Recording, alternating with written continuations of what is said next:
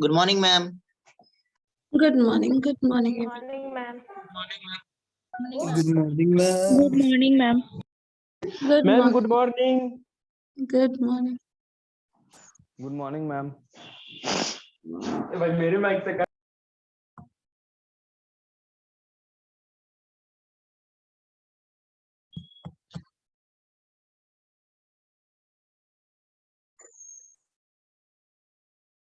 चलो, क्या कर रहे थे हम लोग?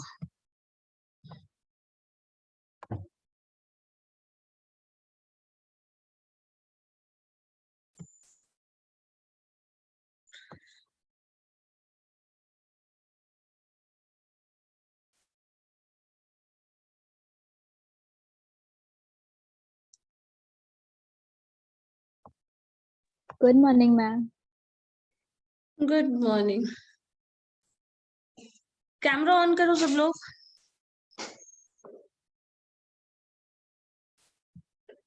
कैमरा ऑन करिए। चलिए बताइए मुझे जरा, क्या करना था आज हमें? क्वेश्चंस डिस्कस करना है। लास्ट वाला बना सबका? क्वेश्चंस बना है या नहीं?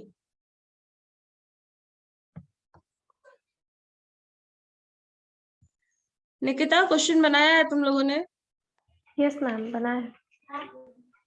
बन जा रहा है क्यों? वहां तक तो बन गया है। कहाँ तक बन गया है? एक सेकेंड, फाइल ही नहीं।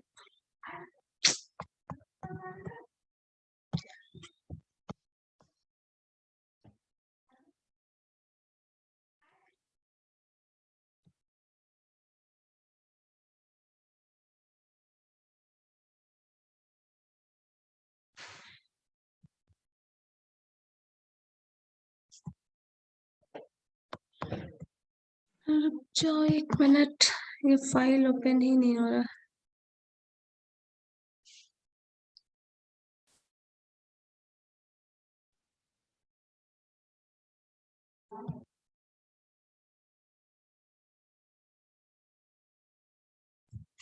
टाइम लगेगा तो कैसे चलेगा?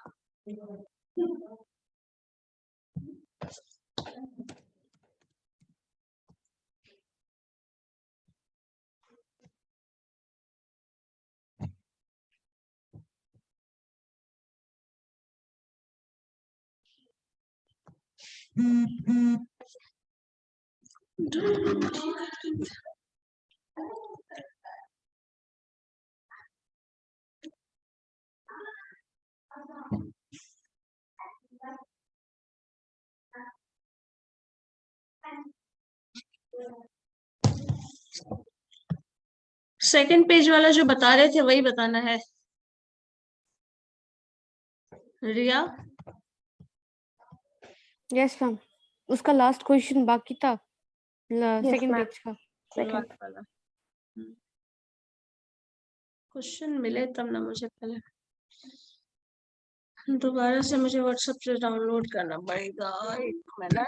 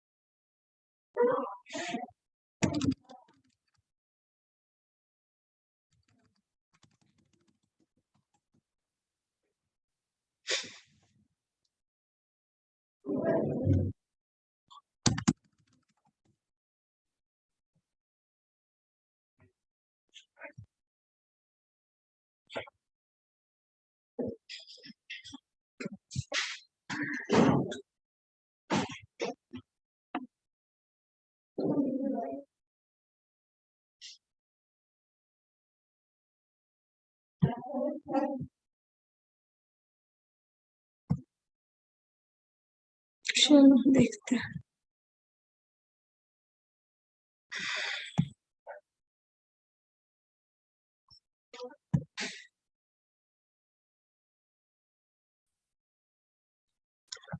है विजिबल स्क्रीन? स्क्रीन विजिबल है? Yes, ma'am. Yes, ma'am. चलो ठीक है। क्वेश्चन कौन सा था? लास्ट वाला ना। And unbiased as its own in two independent times. ठीक है, मैम सेकंड पेज का ये नहीं है। ये लास्ट है। Yes ma'am. ओके,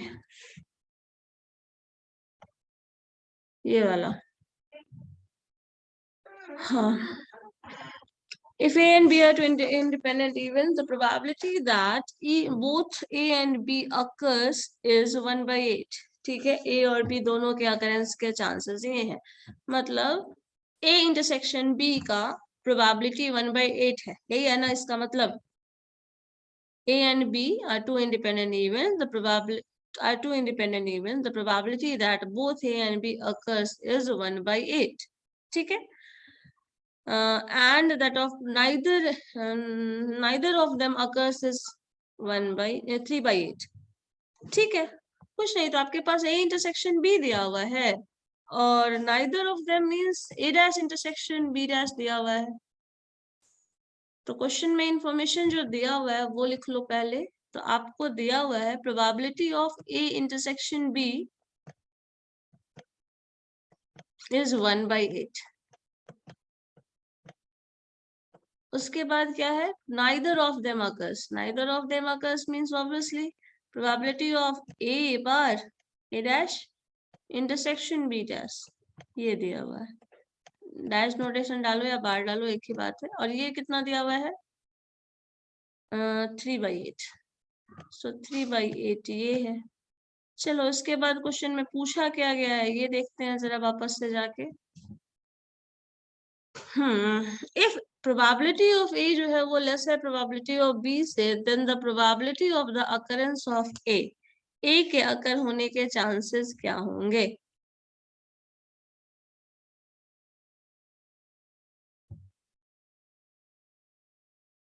यही है ना? तो A के अकरेंस के चांसेस क्या हो सकते हैं? A इंटरसेक्शन B हमें पता है और A dash intersection B dash पता है। चलो ठीक है, both A union B, A और B, A less than B है, इतना गिवन है। तो probability of occurrence of A क्या होगा?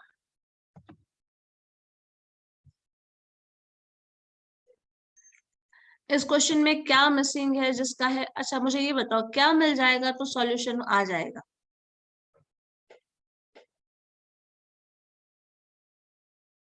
Ma'am B. B मिल जाएगा तो आ जाएगा। Yes ma'am. अच्छा A इंटरसेक्शन B, B मिलेगा तो A क्यों आ जाएगा? ये तो तुम्हें कैलकुलेट ही करना है ना। तुम्हें कैलकुलेट क्या करना है? प्रोबेबिलिटी ऑफ A ना। और इंडिपेंडेंट इवेंट होता है तो क्या हो जाता है? A intersection B is equal to क्या हो जाएगा? दोनों का प्रोडक्ट, दोनों के साथ आने की प्रोबेबिलिटी क्या होता है? Probability of A into probability of B, यही है ना? Yes ma'am. तो probability of A into B, इसको अगर आप ये लिखें तो probability of A into probability of B जो है वो आपका दिया हुआ है 1/8 आया है। ठीक है, इसको आप ये लिख सकते हैं। यहाँ पे ये भी लिखा जा सकता है प्रोबेबिलिटी ऑफ A डैश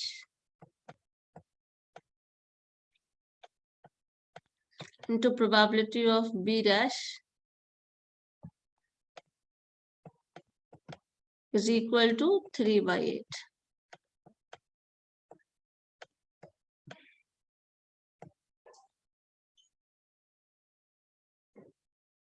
या फिर इसको ऐसे लिखा जा सकता है 1 minus probability of A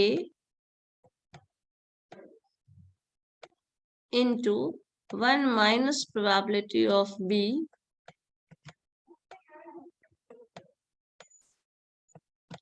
is equal to 3/8.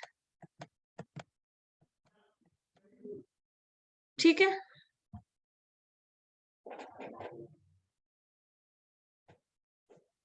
यही है ना।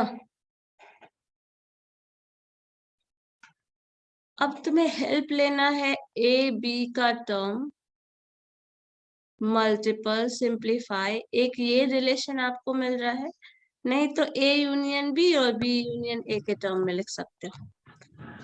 इसके हेल्प से हमें डायरेक्टली प्रोबेबिलिटी ऑफ ए चाहिए। अब एक चीज यहाँ पे, एक सेकेंड, क्या हुआ? डिस्टर्बेंस आ रहा है।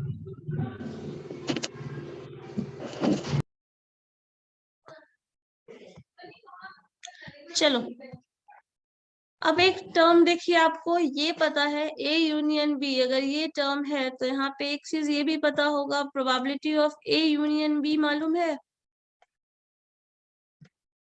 क्या होता है? Probability, Probability of A plus probability of B minus probability of A intersection B. हाँ ठीक है, probability of A plus probability of B minus probability of A intersection B. ठीक है, A intersection B, A B, ये union पता है ए, और तुम्हें यहाँ से ये मिल जाएगा 1 माइनस 8 3/8, तो नॉन अकरेंस का चांस ए प्लस बी। यहाँ से ए बी का वैल्यू तो मिल जाएगा, इन दोनों का डिफरेंस आ जाएगा, और ठीक है। अगर तुमको क्वेश्चन इसके बेसिस पे बनाना है, देखो एक चीज यहाँ पे 2 अटेम्प्ट हो सकता है। एक तो ये कर सकते हो, इसमें आप प्रोबेबिलिटी ऑफ ए और बी ये निकालना है अगर आपको, तो इन दोनों जो गिवन इंफॉर्मेशन है उसको डिवाइड करके रेशियो के टर्म में ले लो। अगर रेशियो के टर्म में लीजिएगा तो ए डैश गिवन ए और ए गिवन ए डैश, इसका रिलेशन पढ़े हैं? एक सेकंड, तुम लोग तो बहुत कुछ है जो नहीं ना इसमें किए हैं। प्रोबेबिलिटी का कुछ अप्रोच तुम लोगों का बाकी है।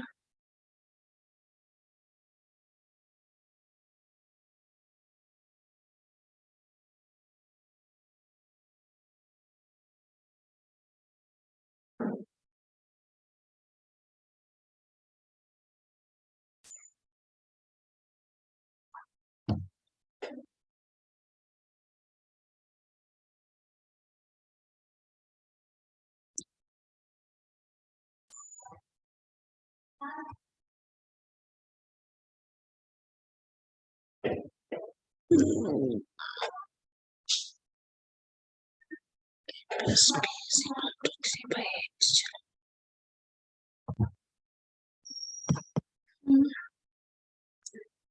This term is 1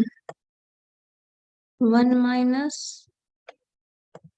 a intersection b, that is 1/8, and that is equal to probability of a plus probability of b,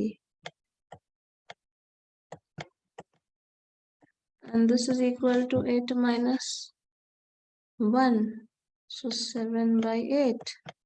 7/8 is the probability of a plus probability of b.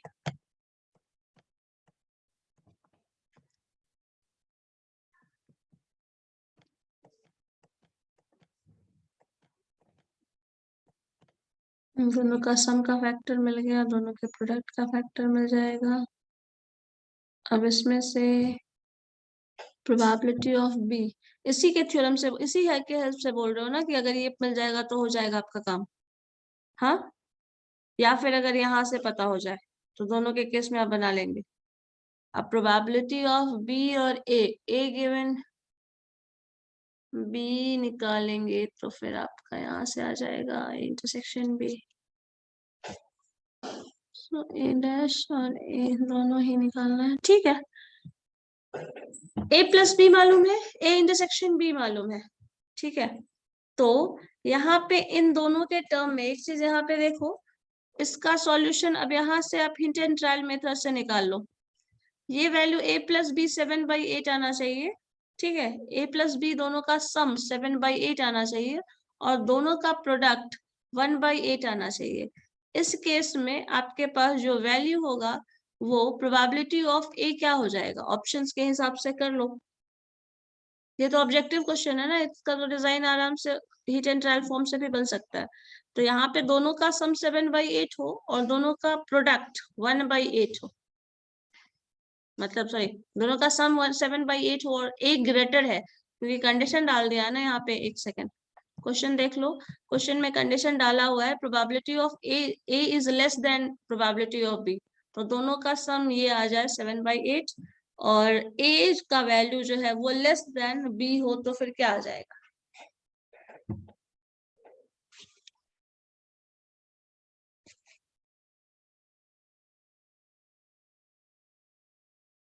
सम 7/8 आ जाए।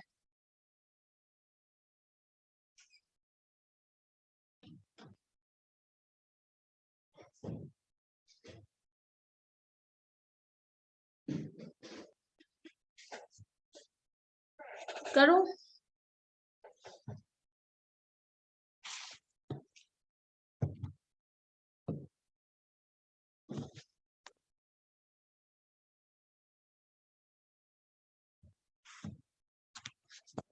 Option से कर लो, ये तो ऑप्शन से अब आ जाएगा।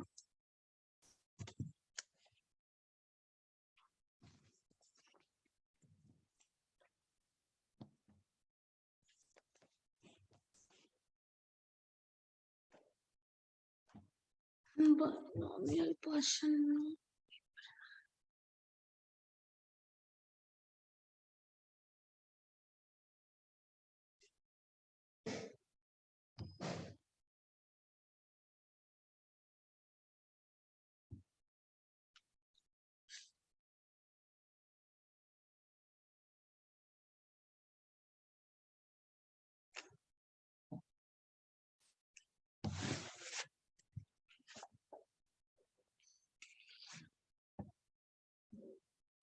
Ma'am एक 1 आ रहा है, एक 1/8 है, तो वो दोनों में से कोई भी ऑप्शन में नहीं है। 1 तो आएगा नहीं, 1 आ जाएगा तो फिर तो वो ये टर्म हो जाएगा ना सेल्फ सफिशिएंट। 1/8 आ रहा है मैम। 1/8 yes ma'am. दोनों के सम में 7/8 में जब भी करेंगे तो वही, कैसे और कुछ नहीं आ रहा है?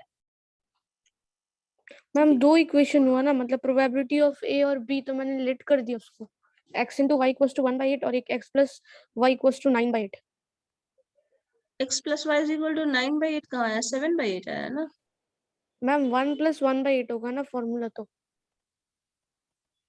1 + 1/8 क्यों कर रही हो? 7/8 टर्म आया है ना a मतलब plus b। Probability of ma'am a plus तभी मतलब probability of a union b equals to probability of a plus probability of b minus probability of a intersection भी ना मैम, तो probability of a plus b हो जाएगा minus, अगर उस side transfer करेंगे तो 1 + 1/8 होगा ना। क्यों तुम्हें निकालना? प्रोबेबिलिटी ऑफ b निकालना है ना, सॉरी ये ना। मैम मैंने ना मतलब probability of a plus b को लिखा है 9/8, मतलब फॉर्मूला सेम ही था, बस खाली minus probability of a 9/8 intersection. कर लोगे तो 9/8 इज मोर देन 1, तो फिर तो वो गलत हो जाएगा ना, कुछ तो मिसिंग होगा ना उसमें।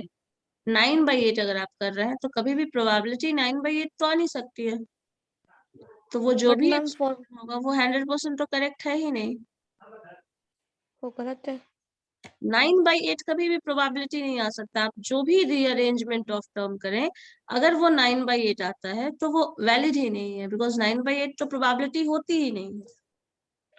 मैम अगर दो टर्म्स है, दो मतलब probability of a plus probability of b है, हम्म तभी भी नहीं होगी। Probability of a plus probability of b minus b intersection है। एक सेकंड रुको, तुम क्या लिख रही हो रिया, बोलो। मैम फॉर्मूला जो था ना, probability of a union b equals to probability of a plus हाँ प्रोबेबिलिटी बस ऑफ b यहाँ पे माइनस। लिखे, चलिए ठीक है। ये यस आगे, मैम। अब आगे मैम अभी मतलब आपने यहाँ पर किया ना कि ये 1 कहाँ से आया ma'am? a union b is equal to 1, a intersection b 1/8 already given है, सो ये 1 मैम माइनस अगर 1/8। माइनस को इस साइड ट्रांसफर करेंगे तो प्लस होगा ना। इन दोनों को ऐड कर रहे हो, इसको माइनस करोगे तो इधर प्लस हो जाएगा ये तो टर्म। 9/8, यस मैम, अगर इसको इधर ट्रांसफर करेंगे तो 9/8 तो मैंने वैसे ही लिखा था मैम। अच्छा,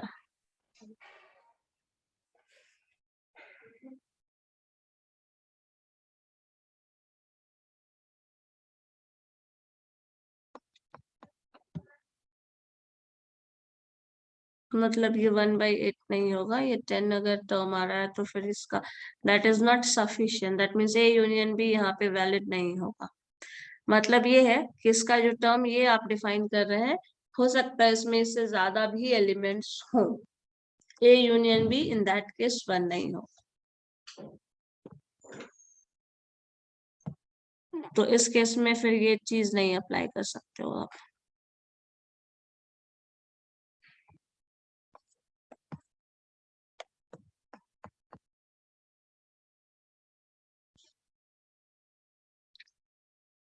इसको रहने दो। यहाँ पे ये बताइए इस टर्म का, ये जो टर्म पीए इंटू पीबी आ रहा है, इन दोनों का प्रोडक्ट 1/8 है। एक टर्म प्रोबेबिलिटी ए और प्रोबेबिलिटी बी, यहाँ पे ये वैल्यू गिवन है कि जो प्रोबेबिलिटी ऑफ ए है वो लेस देन है प्रोबेबिलिटी ऑफ बी से, दोनों का प्रोडक्ट। सिंपली इक्वेशन आपका ये टर्म आ रहा है तो सिंपली इसका प्रोडक्ट देखो ना, 1/8 आता है, एंड ए बी में प्रोबेबिलिटी ऑफ ए लेस क्या आता है, ऑप्शन के हिसाब से देख लो, चेक कर लो, दैट्स इट।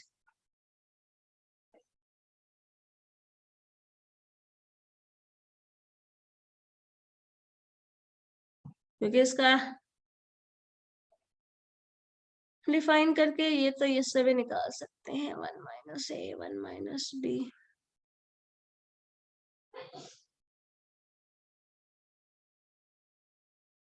एक मिनट रुक जाओ,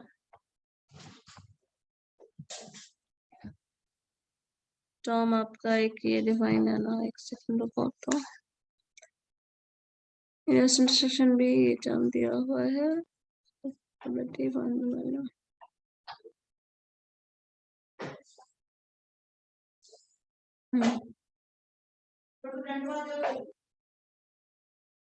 अच्छा ठीक है।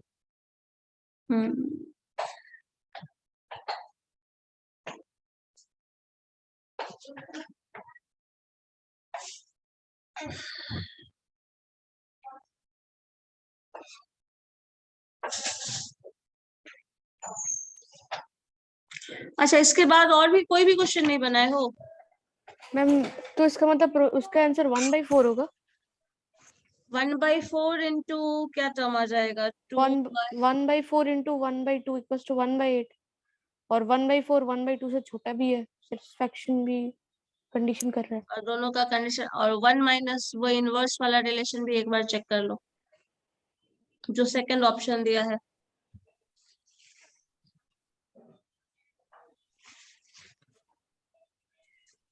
सेकंड ऑप्शन दिया है उसका भी एक बार चेक कर लो, फिर आ जाएगा तो फिर ठीक है।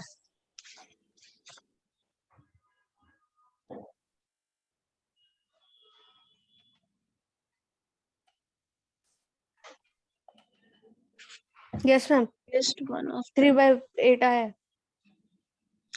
ठीक है, एटलीस्ट वन ऑफ देम का एक तो ये भी फॉर्मूला हो सकता है ना, एक ये अगर निकाल ले तो 1 माइनस ए यूनियन बी, अगर 1 minus P A into P B क्या आ रहा है, देखो तो जरा,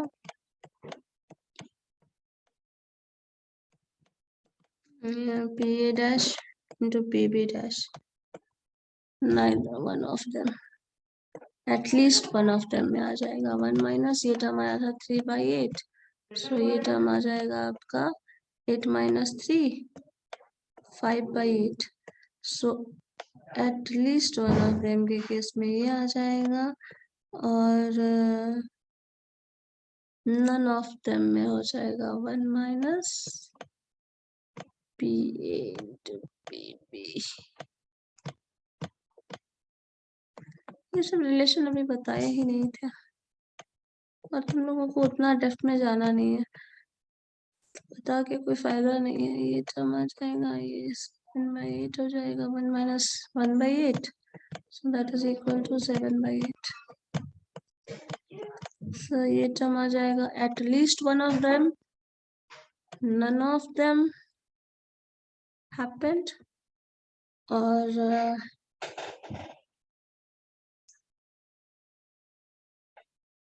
ये इंटरसेक्शन भी दिया है।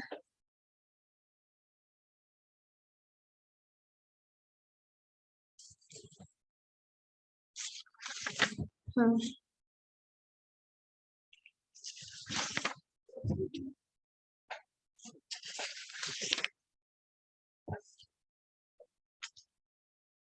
multiplication theorem A given B.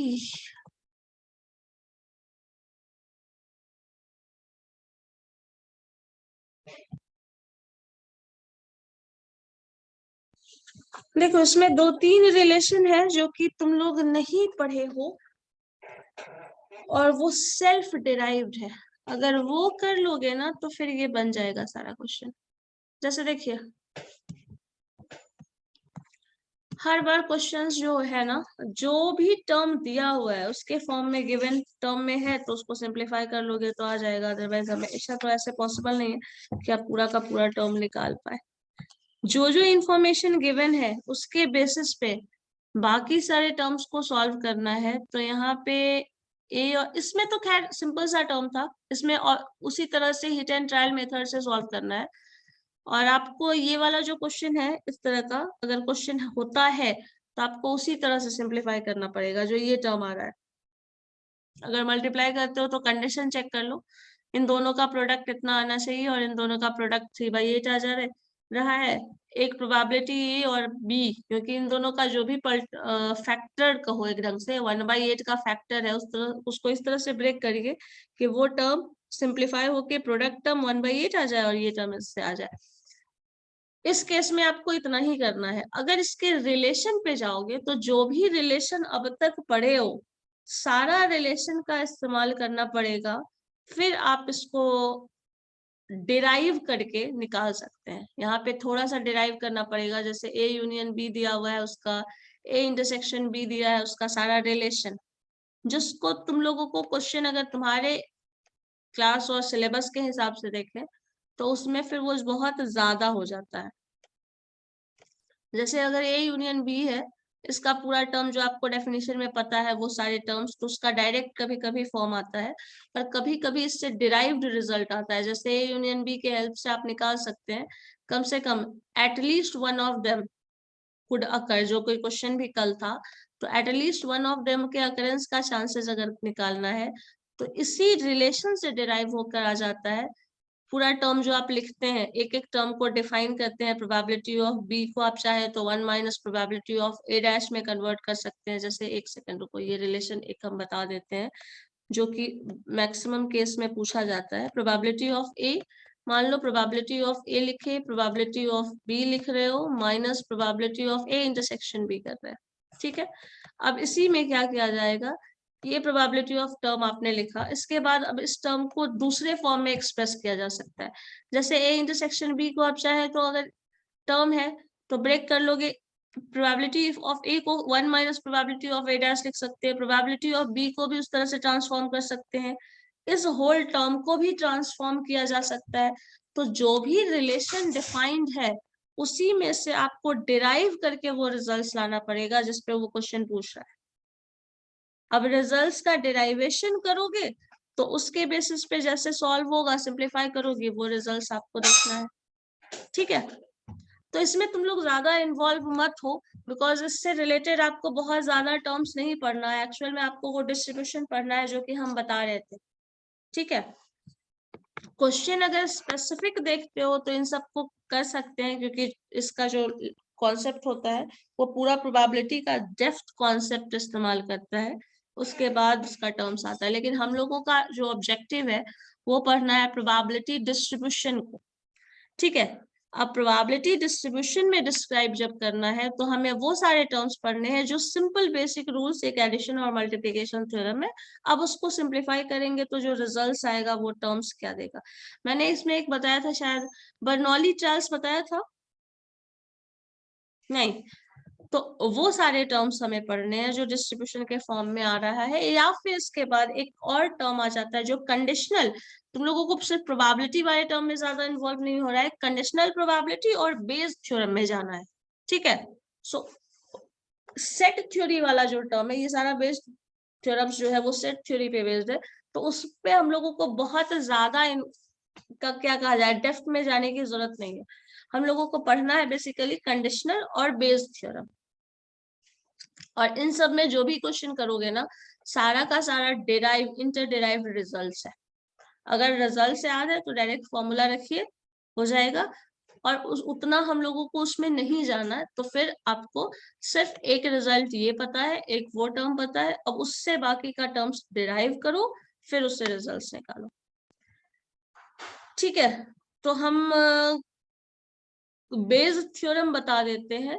Bayes theorem और ये कंडीशनल, इस पे ज्यादा फोकस करो, ठीक है। तो उससे रिलेटेड क्वेश्चन जो ये ऐसे अगर ऐसे पढ़ना चाहो तो बना सकते हो, जो कि आराम से आप सिंप्लीफाई करिएगा, जो जो प्रॉपर्टीज आप पढ़े हैं ना उसी के बेसिस पे वो बनेगा, और वो खुद सेल्फ एक्सरसाइज के लिए उसका कहीं ना कहीं यूज करो, मतलब सेल्फ एक्सरसाइज करो उसका, तो फिर वो बन जाए, तो फिर उसको पढ़ सकते हो, पढ़ने का जरूरत है, ऐसे तो उतना ज्यादा नहीं जाना है। हम लोगों को बेस थ्योरम पढ़ना है, हम बेस थ्योरम बता देते हैं, ठीक है। इसको करके देखना आप लोग, नहीं तो फिर जिस दिन डाउट क्लास रखते हैं उस दिन पूरा एक दिन रखिएगा, फिर बताते हैं। लिखो तो Bayes theorem, BAYES apostrophes, Bayes theorem. Bayes theorem में लिखो if E1 E2 E1 capital E1 लिखना हमेशा इवेंट्स के लिए, E1 E2 dot dot dot इस तरह से जाएगा EN are n non-empty events, which constitute a partition of sample space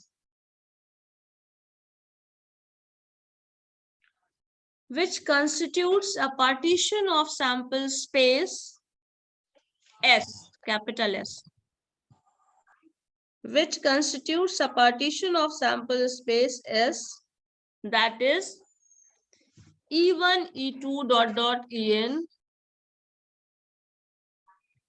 are pairwise disjoint,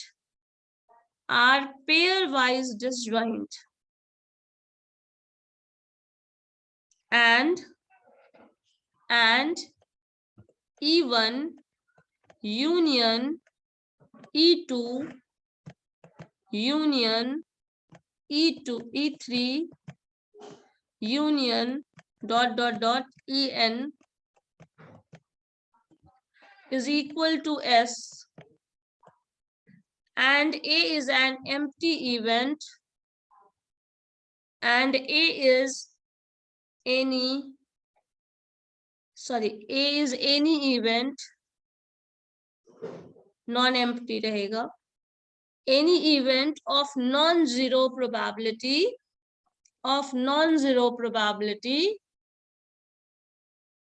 then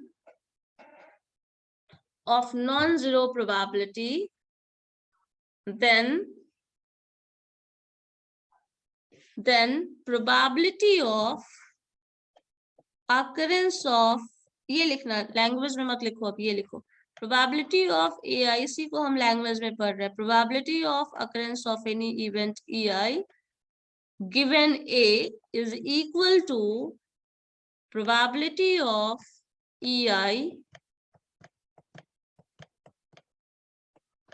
into probability of A given EI divided by summation of probability of EI into probability of A given EI A given E I E J जो बोलो, यहाँ पे ई जे कर दो, where ये जो है this is J is equal to 1 to n, जो भी n नंबर तक जाएगा ये होगा। कुछ समझ में नहीं आया होगा ये तो। मैडम अब देखो इसको समझने वाला टर्म क्या है। एक पूरा का पूरा सैंपल स्पेस होता है, ठीक है। सैंपल स्पेस में बहुत सारे पॉइंट्स है। जैसे आप पूरे क्लास में जितने नंबर ऑफ स्टूडेंट हैं, तो उसका सारा स्टूडेंट 1 2 3 4 60 रोल नंबर तक जो जा रहा है, ये 1 से लेके यहाँ तक का है। अब इसमें क्या कर रहा है, ये पूरा क्लास है, पूरा ही क्लास होगा, कुछ भी टर्म है। अब उसके बाद क्या बोला जा रहा है कि जैसे मान लो तुम्हारे क्लास में है और कोई भी सीआर बन सकता है ना, चलो बाकी कुछ तो नहीं, कोई भी सीआर बन सकता है। तो अब इसमें से कोई भी जब सीआर बन सकता है तो कुछ टर्म्स ऐसे होंगे, जैसे मान लो रोल नंबर 1 सीआर बनेगा, तो इसके इवेंट को हम प्रोबेबिलिटी इवेंट को E1 मान लेते हैं। रोल नंबर 2 बनेगा, उसके इवेंट को E2 मान लो। इसी तरह E3 बनेगा, इसी तरह E4 बनेगा, है ना। E60 हो जाएगा। सो शुरू में मैंने जो E1 E2 E3 E4 E5 लिखाया था, उसका मतलब ये था, ठीक है। अब यहाँ पे उसके साथ जब आपने लिखा था तो उसमें एक टर्म लिखा था पेयर वाइज डिसजॉइंट है ना। मतलब इन सब में अगर ये बन जाता है, सपोज ये बनता है अगर सीआर, तो ऑब्वियस सी बात है बाकी सारे नहीं बनेंगे। अगर ये बन जाता है तो बाकी जो भी रिमेनिंग है वो सीआर नहीं होगा, है ना। इसी तरह थर्ड अगर सेलेक्ट हो जाता है तो रिमेनिंग नहीं होगा। सो ये सारी कंडीशंस है। अब एक इवेंट ए डिफाइन किया गया है, वो डिफाइन किया गया है क्या, सीआर बनने के फॉर्म को, बनने के प्रोसेस को। सो यहाँ पे ए टर्म ए दिया हुआ है, ठीक है। अब प्रोबेबिलिटी ऑफ सीआर बनने का किसी एक का क्या हो जाएगा, 1/60 स्टूडेंट्स है तो 1/60 इसके लिए हो जाएगा, 1/60 इसके लिए होगा, इस तरह से जाएगा ये पूरा टर्म। अब सीआर बनने की का जो इवेंट है उसको ए मान लो। अब सीआर बन चुका है या फिर कुछ ऐसा दिया हुआ है सबने, अब सब एक मिनट, जब यहाँ पे सीआर बनने वाली बात थी तो सब लोग कुछ ना कुछ प्रोमिसेस करेंगे। मान लो वोटिंग से, आपके यहाँ वोटिंग से सीआर नहीं बनते, मान लीजिए इलेक्शन के लिए सब खड़ा हो रहा है, वैसा कुछ है।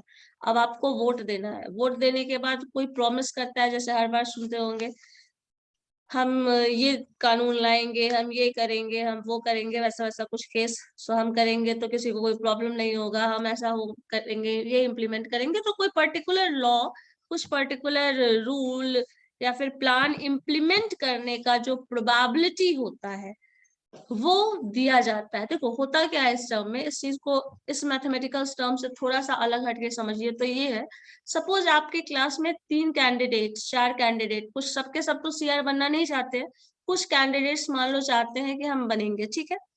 तो 3-4 लोग कैंडिडेट खड़े हो रहे हैं, उनको वोट करना है आपको, और उन्होंने कहा है कि अगर हम सीआर बनेंगे तो देखो हम ये काम कर देंगे, हम वो काम कर देंगे। एक ही काम के लिए मान लो अलग अलग प्रोबेबिलिटी है।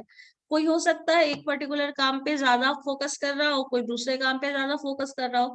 तो इम्प्लीमेंटेशन किसी भी रूल का, रेगुलेशन का करने का प्रोबेबिलिटी हर पर्सन का अलग अलग होगा, क्योंकि आप जिस स्पेसिफिक कैंडिडेट की बात कर रहे हैं, हो सकता है आप जिस टॉपिक में इंटरेस्ट रख रहे हैं, जिस बात में आपको इंटरेस्ट है, जो प्लान इंप्लीमेंट करवाना आप चाहते हैं, हो सकता है कैंडिडेट का उसमें इंटरेस्ट ना हो, किसी का ज्यादा इंटरेस्ट हो। तो यहाँ पे जो ये टर्म डिफाइन करता है वो ये है कि कोई भी लॉ इम्प्लीमेंट करने की प्रोबेबिलिटी अलग अलग कैंडिडेट्स की अलग अलग होगी, लेकिन एक इवेंट ए है जो उस लॉ का इम्प्लीमेंटेशन है, ठीक है। तो यहाँ पे जो ए टर्म डिफाइन किया है वो वही दिया जाता है, अलग अलग का प्रोबेबिलिटीज अलग अलग और इवेंट ये टर्म होगा। अब इसी में जो इसमें कंडीशनल जो बेस थ्योरम है वो बताता है अलग अलग सेट, मान लो ऐसे इस तरह से बना दिया गया, एक सेट इसके अगर होने का चांस ये है, इसके अगर होने का चांस इनसाइड और इनसाइड प्रोबेबिलिटी ऐसे जाता है, और इसके अंदर बाहर ये प्रोबेबिलिटी आने का चांस है। इसको एक क्वेश्चन से हम बता देते हैं, ज्यादा समझ में आ जाएगा, ठीक है। लिखो, एक क्वेश्चन लिखो तो पहले।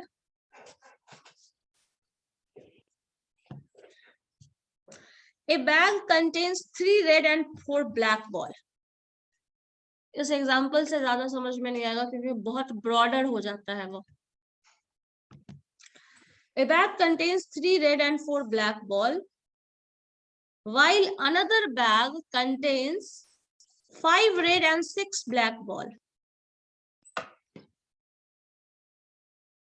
पहला बैग जो है फर्स्ट बैग, बैग 1 और बैग 2 ऐसे लिख लेना, इसका ग्राफिकल टर्म ये हो जाएगा. Bag 1 contain 3 red and 4 black ball.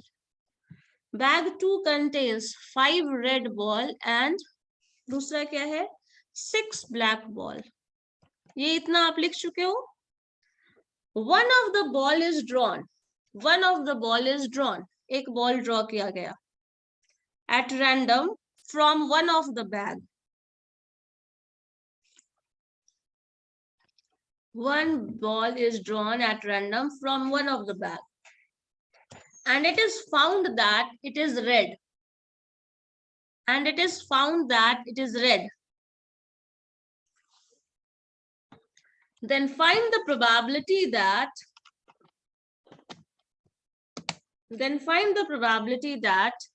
it was drawn from bag 2. It was drawn from bag 2. अब इस क्वेश्चन को ध्यान से समझो क्या है. 2 बैग था, ठीक है. 2 बैग में से रेड बॉल ब्लैक बॉल दोनों का कंपोजिशन इस तरह का दिया हुआ है. मैंने दोनों में से किसी भी बॉल से, किसी भी बैग से एक बॉल निकाला और वो बॉल कैसा मिल गया, रेड मिल गया. अब क्या प्रोबेबिलिटी है कि ये बैग, ये जो बॉल निकाले हैं आप, वो सेकंड बैग से होगा. इसको अब तक जो प्रोबेबिलिटीज आप पढ़े हैं उसमें किसी भी तरीके से नहीं सॉल्व किया जा सकता है, किसी भी तरीके से सॉल्व नहीं किया जा सकता है. यहाँ पे आपको क्या करना पड़ेगा, जब इस तरह का क्वेश्चन होता है तो आपको सॉल्व करना पड़ेगा. मान लो बैग ए से निकालने का, फर्स्ट बैग से निकालने की प्रोबेबिलिटी को हम मान लो ए क्या E1 कर लेते हैं. Suppose E1 is the event जिसको आप दिखा रहे हैं क्या, बैग 1 से आने की प्रोबेबिलिटी. इसी तरह प्रोबेबिलिटी ऑफ E2 हो सकता है, जो कि इन दोनों में से कोई भी बैग सेलेक्ट होने का. आपको रेड बॉल निकालना है, ब्लैक बॉल निकालना है, जो भी बॉल निकालना है, तो इन दोनों में से कोई एक बैग आपने सेलेक्ट किया और इन दोनों के बैग में से किसी एक के सिलेक्शन की प्रोबेबिलिटी क्या होगी, 1/2. बताओ, ये समझ में आया क्वेश्चन क्या है और ये क्या लिखे हैं, ये चीज समझ में आया या नहीं, ये बताओ. मैम आ गया. क्लियर है? ये आगे बढ़े? नहीं? Riya, Preeti, ma'am yes ma'am. Probability of E1 equal to E2 लिखी है, ये क्या है? प्रोबेबिलिटी ऑफ E1 और E2 ये है कि इस बैग के सेलेक्ट होने की प्रोबेबिलिटी और इस बैग के सेलेक्ट होने की प्रोबेबिलिटी, किसी एक के सेलेक्ट होने की प्रोबेबिलिटी. जैसे अभी जस्ट हम एग्जांपल दे रहे थे ना, तुम्हारे क्लास में 60 स्टूडेंट्स है, किसी एक के प्रोबेबिलिटी, उसमें तुम्हारे CR बनने का चांस क्या है, 1/60. वही चीज है. तो इस 2 बैग है हमारे पास, तो दोनों बैग में से किसी एक के सिलेक्शन की प्रोबेबिलिटी ऑब्वियसली 1/2 हो जाएगी. ठीक है? Yes ma'am. अब अगर ये बोल दिया जाए प्रोबेबिलिटी ऑफ रेड बॉल के अगर होने को मान लो हम ए लेते हैं, तो रेड बॉल फ्रॉम बैग 1 निकाला जा सकता है. Probability of getting red ball, suppose A is that event, A is equal to, आप डिफाइन कर लो, A is the event of selecting red ball. ठीक है? A is the probability, A जो है वो एक इवेंट है सेलेक्टिंग रेड बॉल का. ठीक है? अब रेड बॉल के सिलेक्शन जो किया आपने वो फर्स्ट बैग से आए, इसका चांस क्या हो जाएगा, ये कंडीशनल प्रोबेबिलिटी हो गया. क्या होगा बताओ? 1/3. 1/3. 1/3 क्यों?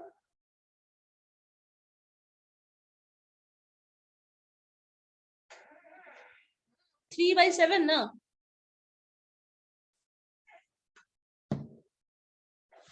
Yes, ma'am. Sorry. Probability of getting a red ball from first bag. First bag में 7 टोटल बॉल्स है, इसमें से रेड 3 है तो 3/7 हो जाएगा. इसी तरह इवेंट एक हो जाएगा probability of getting red ball from the second bag and that is equal to 5/11. ठीक है, ये 3 प्रोबेबिलिटी हमें मिला. लेकिन अभी भी ये चीज हमें नहीं पता चला है कि हमने बैग में से बॉल निकाला, जो बॉल आया है वो रेड आया है और रेड में से वो सेकंड बैग से आएगा, इसकी क्या प्रोबेबिलिटी है. सो ये निकालने के लिए ये सारे टर्म्स हमें पहले से डिफाइन करने होंगे. ये कंडीशनल प्रोबेबिलिटी हमने पढ़ा हुआ है, ये प्रोबेबिलिटी इनिशियली ही हमने पढ़ा हुआ है. अब इसका जो मॉडिफिकेशन होगा, इन सारे प्रोबेबिलिटी का जो वैल्यूज आपको पता है, इसका यूज करके हम लोगों को आगे निकालना है क्या, probability of getting the ball selected from the second ball, ये निकाल फ्रॉम द सेकंड बैग, ये निकालना है. अब इसको करेंगे कैसे, इसके लिए वही फॉर्मूला जो आपके पास अप्लाइड था, जो लिखे थे वो था. अब देखो बेस थ्योरम का जो फॉर्मूला है वो था A गिवन B. तो यहाँ पे आपके पास क्या है, probability of the red ball selected from the second bag. तो सेकंड बैग से सेलेक्ट होने को आप क्या लिखते हैं, E2.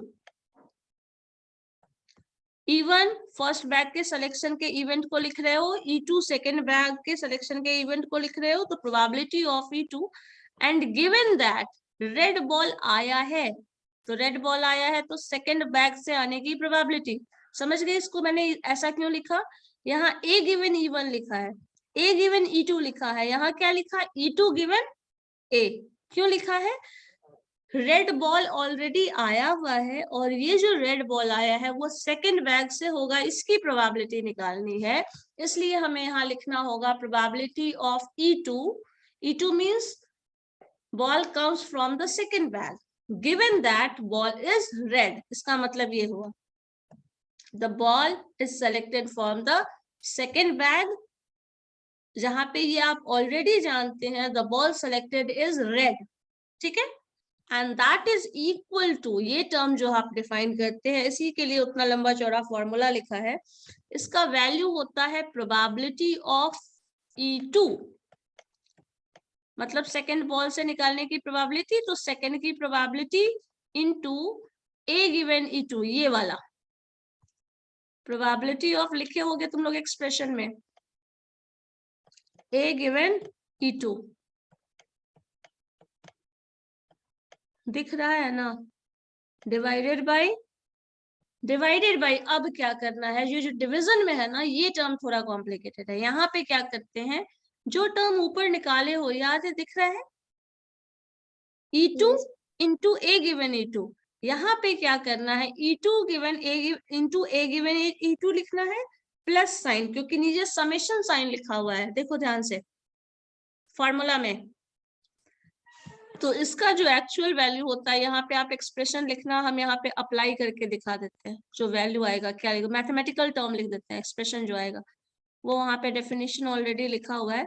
E given A, A2 given E2 given A होगा, वो हो जाएगा E2 क्या है, probability of E2 is 1/2 into probability of A given E2 क्या है, 5/11. This term is divided by 1/2 into 5/11 plus 1/2 into 3/7. Simplify करो, जो आएगा वो आंसर होगा. क्या किया है हमने देख लीजिए, E2 into A given E2, E1 into A given E1, इसको सिंप्लीफाई करो, जो आएगा वो आंसर. इसी को आप बोलते हैं बेस थ्योरम. ये एक कंडीशनल प्रोबेबिलिटी का भी एक कहा जाए एडवांस्ड फॉर्म है, जो बहुत ही ज्यादा स्पेसिफिक, बहुत ज्यादा पर्टिकुलर प्रोबेबिलिटी बताता है, मतलब प्रोबेबिलिटी से भी थोड़ा ज्यादा और एक्यूरेट. क्योंकि ये तो हम लोगों ने शुरू में क्या निकाले थे, कंडीशनल प्रोबेबिलिटी, जैसे सिंपल प्रोबेबिलिटी निकालते हैं उससे थोड़ा ज्यादा स्पेसिफिक हो जाता है कंडीशनल प्रोबेबिलिटी, और कंडीशनल प्रोबेबिलिटी में भी और ज्यादा स्पेसिफाई कर लेता है किसी पर्टिकुलर बैग, किसी पर्टिकुलर आउटकम को, तो वो रिजल्ट ये देता है बेस थ्योरम के थ्रू। अब इसका जो आंसर होगा वो आपका रिजल्ट होगा एक्चुअल में। तो अब इसको सिंप्लीफाई कर लो, 5/11 यहाँ पे 5/22 हो जाएगा ये डिनोमिनेटर में, यहाँ पे आपका 5/22 है, डिवाइडेड बाई यहाँ 5/22 आएगा, क्योंकि ये टर्म तो वही होता है, ये दोनों सेम ही टर्म है। प्लस साइन करोगे, प्लस के साथ 3/14 हो जाएगा। अब इन दोनों को ऐड करो, सिंप्लीफाई करो, जो आएगा वो आंसर होगा। ठीक है, अब इसी को आपको सिंप्लीफाई करना है, यही तरीका है बेस थ्योरम के से फॉर्म क्वेश्चन को सॉल्व करने का, और इससे क्वेश्चन होने के ज्यादा चांसेस हैं। ठीक है, क्योंकि ये पढ़ना है।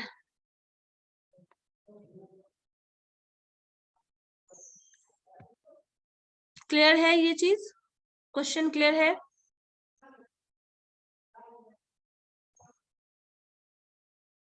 नहीं? मनीष? यस मैम, सॉल्व कर रहे हैं। करके बताओ। संजना कैमरा ऑन करो। स्वंकित? मैम कैलकुलेटर कर रहे हैं। अच्छा, कैलकुलेटर इस्तेमाल करिए। जैद, श्रेया, समझ में आया क्या कर रहे हैं बेस थ्योरम में?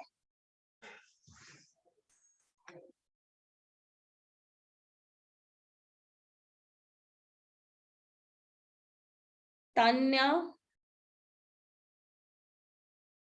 Yes ma'am.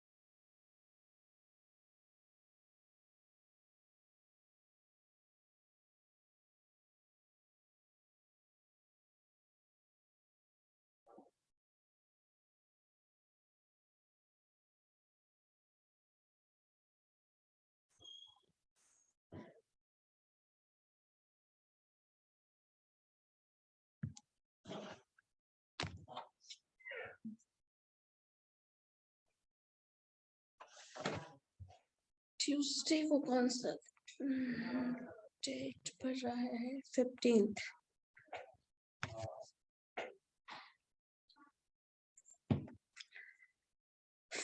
ऑफ फेब को हम आप लोगों का मार्क्यू लेंगे, ठीक है? उसके पहले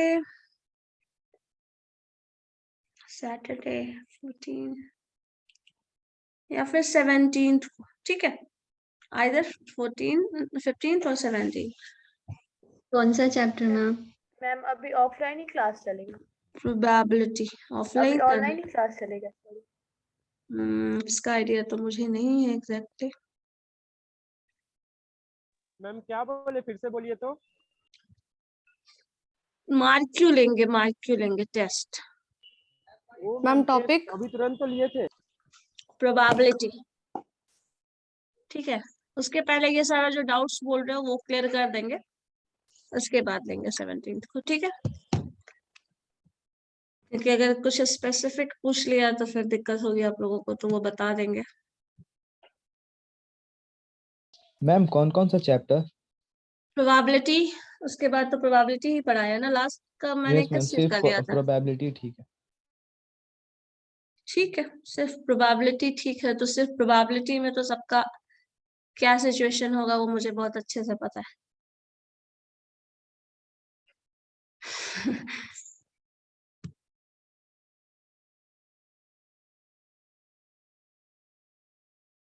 लेकिन पूरा पूछेंगे, प्रोबेबिलिटी मींस प्रोबेबिलिटी इनिशियल से लेके यहाँ तक, बेस थ्योरम तक। ठीक है, okay ma'am.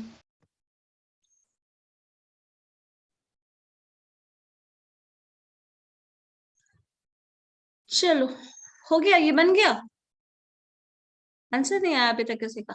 5/22 plus ma'am ma'am 0.514 आया। 0.54 0.044 no ma'am No, ma'am, 0.514 0.515 0.515 yes ma'am, इतना ही आ यस रहा है, मैम 0.5 0.47 है बट अप्रोक्स कर दिया मैंने, यस मैम, Approx. 0.5147। तो चलो अप्रोक्स करके 0.515 कर दिया मैम। ठीक है, ठीक है। 0.51 भी छोड़ सकते हो, डेसिमल के बाद अगर 2 प्लेसेस तक लेंगे तो वो भी लिख सकते हैं।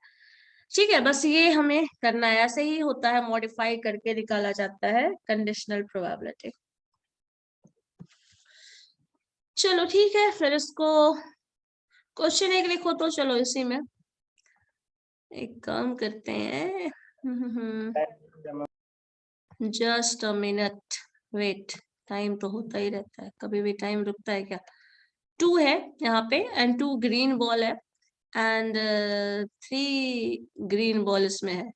अब रेड बॉल के सिलेक्शन के चांसेस, जो भी क्वेश्चन है ना सब कुछ वैसा ही है, बस यहाँ पे 3 टर्म इन्वॉल्व हो गया। आपको निकालना है क्या, probability of getting red ball, मतलब यही चीज कंडीशनल। बॉल जो है selected that is red and find the probability of find the probability that ball is from the second bag, ये निकाल। ठीक है ma'am probability of getting red ball, one red ball. हाँ, one ball is selected and that is red, ये होता है condition base में। Ball निकाला जा चुका है and that is red and find the probability that it is from the second bag, it is from the first bag। ठीक है, सो एक काम करो, ये क्वेश्चन जो मैंने चेंज किया है एक उसी कंडीशन में उसको सॉल्व कर लो, और दूसरा क्या करो, यहाँ पे ball is selected and that is red. अब आपको कैलकुलेट करना है it is from the first bag, समझ गए, ये निकालना, दोनों निकाल के रखना तो ठीक है। सेकंड वाला समझ नहीं है, क्या बोले प्लीज रिपीट कीजिए ना। जो क्वेश्चन सॉल्व की हो ना तुम वही सॉल्व करना है, बस इसमें नंबर ऑफ बॉल्स मैंने इंक्रीज कर दिया, दैट्स इट। ठीक है, जो क्वेश्चन आपने सॉल्व किया है वही चीज है, मतलब जो बॉल है वो सेलेक्ट हो चुका है, 1 बॉल निकाल चुके हैं हम, और उसमें लिखा हुआ है, सॉरी लिखा हुआ नहीं है, it is seen that it is red. तो फिर अब ये सेकंड बॉल से आया है, इसकी प्रोबेबिलिटी क्या होगी, ये फर्स्ट बॉल बैग से आया है, इसकी क्या प्रोबेबिलिटी होगी, ये आपको निकालना है। ठीक है, ठीक है, बन जाएगा, बना के देखना क्या है। या मैम ट्राई करेंगे। ओके मैम, ट्राई करिएगा, ये तो पता नहीं आप लोग कब तक ट्राई कर रहे हो, और आंसर मुझे जब नेक्स्ट क्लास में पूछते हैं तो आता ही नहीं है। Yes. तो मुझे आंसर भी चाहिए नेक्स्ट क्लास में, और पूरा प्रोबेबिलिटी का हम फिर मार्क भी लेंगे। 14th ही मान के चलो आप, 14th को, सॉरी 15th को। मैम गूगल फॉर्म पे ऑनलाइन हुआ। Verbal, oral, by interview method, got my point? Yes ma'am.